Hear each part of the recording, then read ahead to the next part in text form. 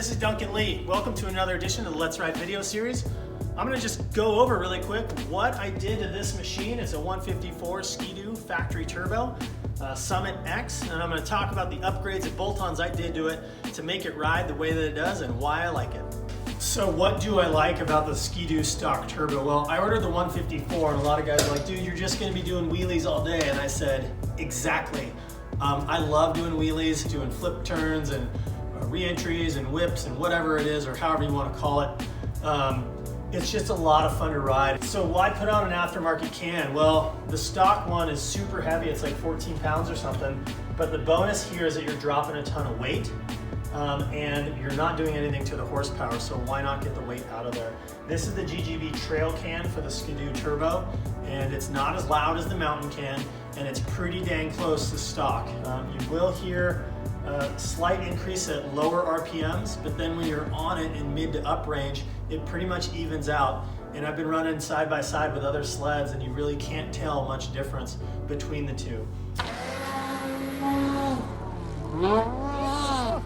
So what's up with the Zebra's Skidoo parts? Well, as you can see, I run the billet upper A-arm, the lower A-arm that has a bend in it to get you more clearance.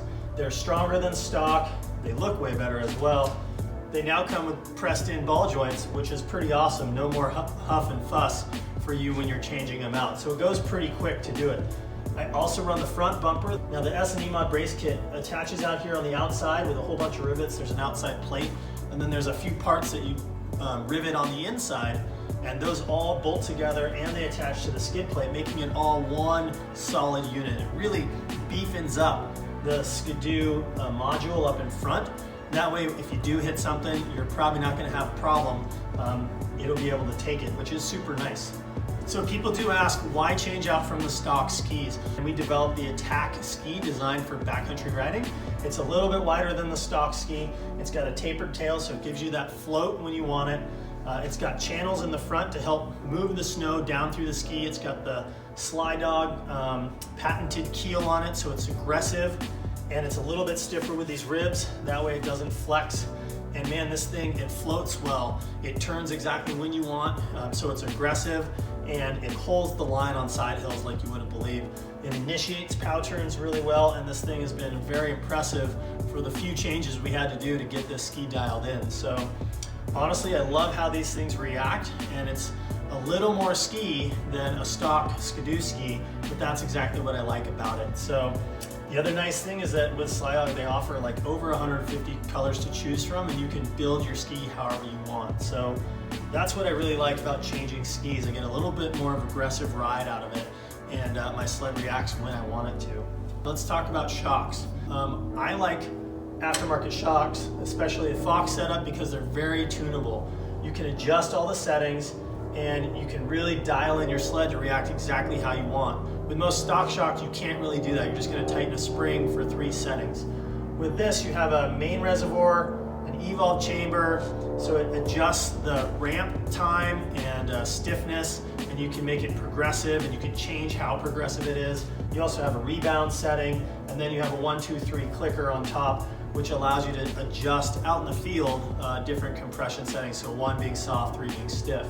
Running the rear suspension setup from Tom's with the E-Motion skid with Fox as well makes it really customizable. It takes out the torsion springs.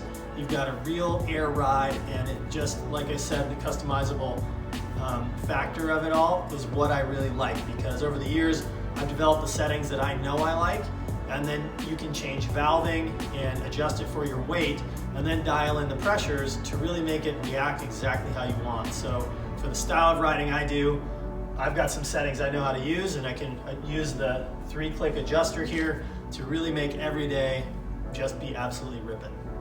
Okay, so what's up with the belt drive?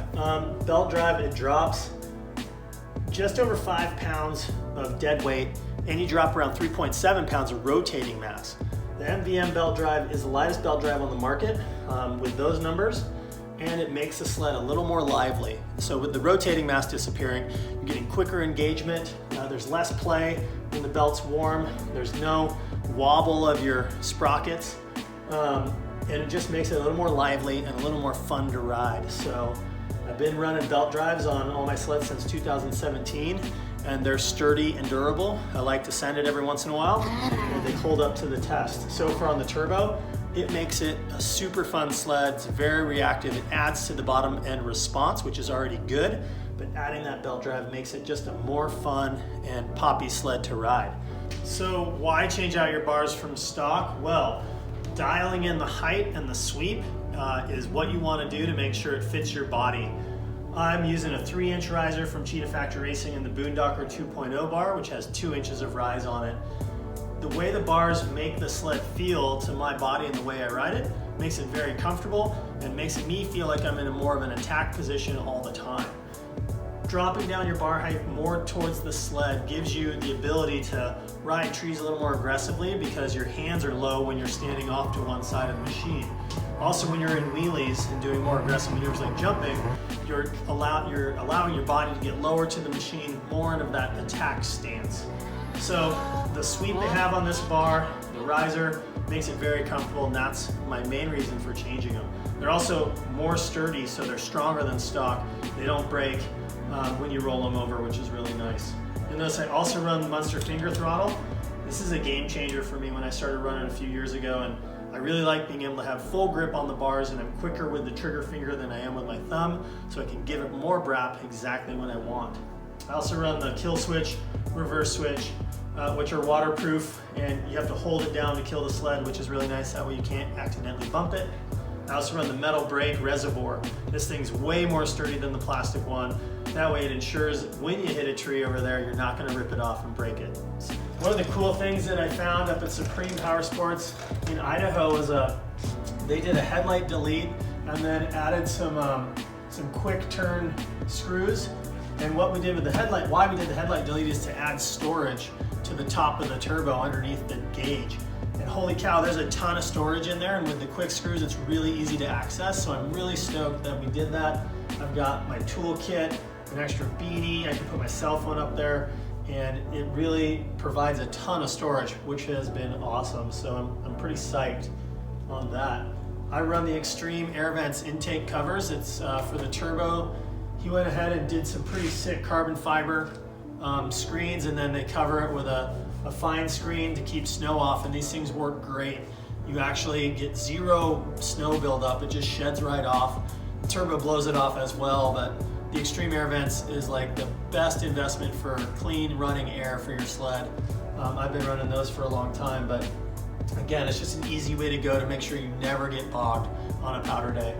You know, looking at it, I don't think there's anything else besides that, except for making it look good. And as always, I'm using the Deviant ink wraps. These guys make a really awesome wrap, and this year we went with the dark gray and black camo, and I couldn't be more stoked on this sled. It has been so much fun to ride.